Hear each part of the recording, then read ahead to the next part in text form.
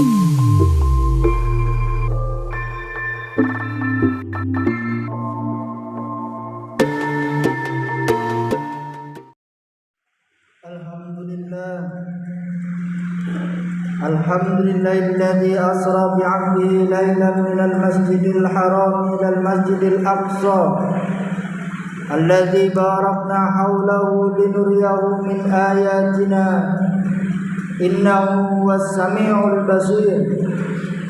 Asyhadu an la ilaha illallah wahdahu la syarika lah wa asyhadu anna Muhammadan abduhu wa rasuluhu la nabiyya ba'dah. Allahumma salli wa sallim ala sayyidina wa habibina Muhammadin wa ala alihi wa sahbihi ajma'in. Amma ba'd, fa ya ibadallah, usikum wa nafsi bitaqwallah, faqad fazal muttaqun. Faqad qala Allah ta'ala fil Qur'anil azim, a'udzu billahi minasy syaithanir rajim. Bismillahirrahmanirrahim. Ya ayyuhalladzina amanu taqullaha haqqa tuqatih wa la tamutunna illa wa antum muslimun. Wa ba'd. Kaum muslimin yang dirahmati Allah, marilah kita selalu mewasiati diri kita untuk menjaga dan merawat, menumbuhkan dan menyuburkan keimanan dan ketakwaan kita kepada Allah Ta'ala sebagai syarat mutlak untuk mendapatkan keselamatan hakiki di dunia dan di akhirat. Ma'asyiral muslimin rahimakumullah, setiap kali memasuki bulan Rajab yang mulia ini dan setiap kali memperingati peristiwa Isra dan Mi'raj sebagai peristiwa spektakuler yang telah Allah hadirkan dalam kehidupan Rasulullah SAW, kita teringat dengan kondisi Masjid Al-Aqsa dan juga Al-Quds yang saat ini sangat menyedihkan. Tempat suci tersebut saat ini berada dalam kendali Zionis. Ia tertawan dalam cengkraman penjajah yang terus memperluas kekuasaannya begitu rupa.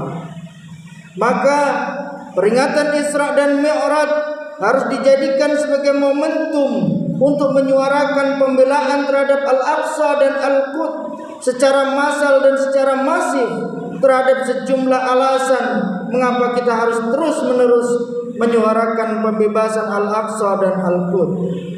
Yang pertama, karena ia bagian dari masalah akidah.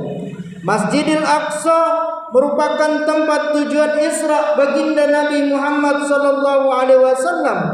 Ia adalah tempat suci yang di sekelilingnya Allah liputi dengan keberkahan. Hal itu disebutkan di dalam surat Al-Isra. Allah Subhanahu wa taala berfirman, Subhanalladzi asra bi'abdihi lailan minal masjidil haram ilal masjidil aqsa alladzi barakna hawlahu linuriyahu min ayatina innahu huwas sami'ul basir. Maha suci Allah yang telah memperjalankan hambanya pada suatu malam dari Masjidil Haram ke Masjidil Aqsa yang telah kami berkahi sekelilingnya agar kami perlihatkan kepadanya sebagian dari tanda-tanda kebesaran kami. Sesungguhnya Dia Maha mendengar lagi Maha mengetahui.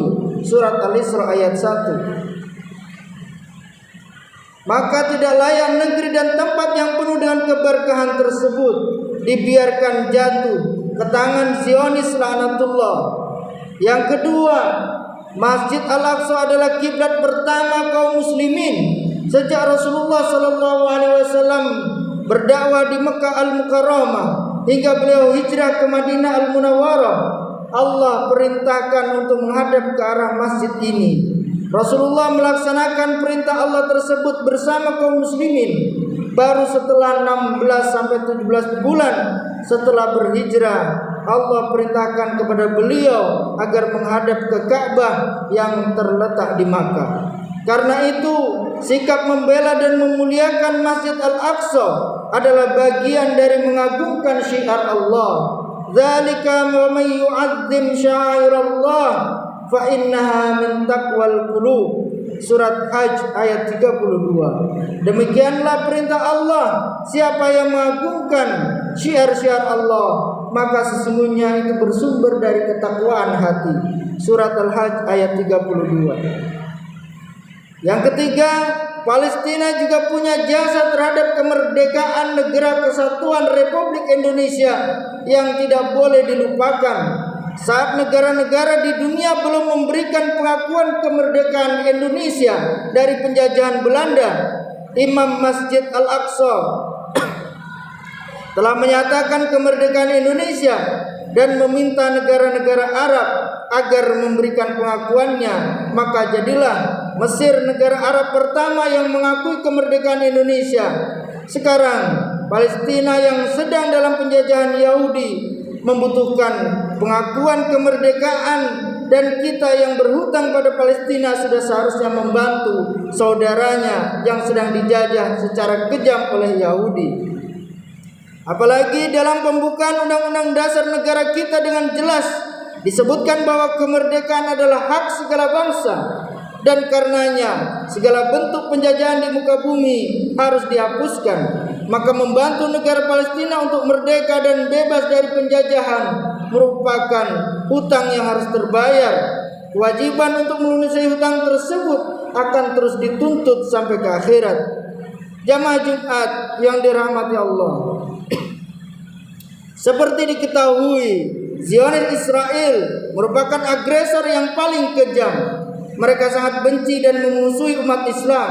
Maka sudah selayaknya kaum muslimin bersatu padu, bekerja sama dalam membantu perjuangan kaum muslimin di Palestina. Kalau tidak mampu dalam bidang harta dan juga jiwa, mungkin kita seharusnya membantunya dengan doa-doa kita.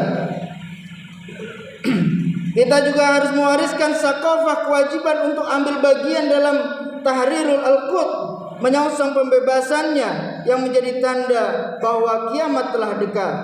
Kewajiban untuk ambil bagian dalam pembebasan Al-Quds tersebut harus ditanamkan kepada anak cucu kita, baik lewat lembaga sekolah maupun lewat setiap rumah seorang muslim. Semoga Allah Subhanahu wa taala segera kembalikan kiblat pertama umat Islam, Al-Quds, ke tangan kepangkuan umat muslim. Barakallahu li wa lakum fil Qur'anil azim wa nafa'ani wa iyyakum bima fihi minal ayati wa dzikril hakim. Wa taqabbalallahu minna wa minkum tilawatahu innahu was-sami'ul alim. Wastaghfiruhu innahu wal ghafur.